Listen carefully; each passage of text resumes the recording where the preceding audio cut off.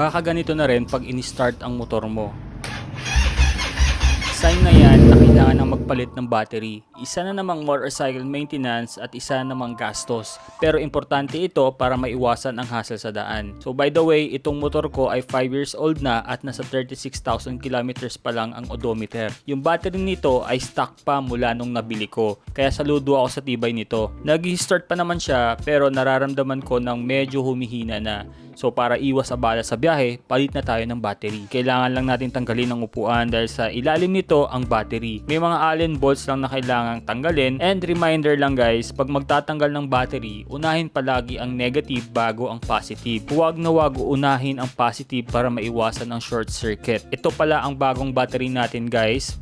A smart lithium battery. Sobrang gaan, halos kalahati lang ng bigat sa stock na battery natin ngayon. So yung stock ko, meron lang 190 cca. Pero itong lithium ay nasa 450 cca.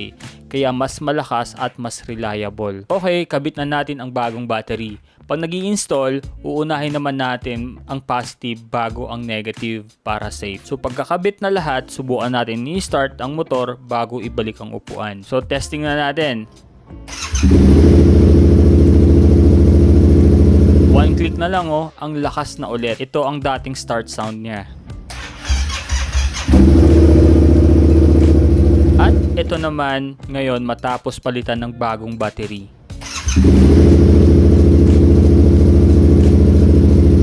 Siyempre, tinest ko rin i-ride at grabe, parang alive na alive ulit ang motor ko ngayon. By the way, sa presyo ng battery natin, nasa 5,500 siya. And this is recommended by our friend H-Biker. So shoutout sa iyo, man. Thank you so much. And this video guys is not sponsored. So kung ganito na rin ang motor nyo, baka panahon na para magpalit ng battery. Mahalagang alagaan natin ang mga essential parts para smooth ang ride lagi.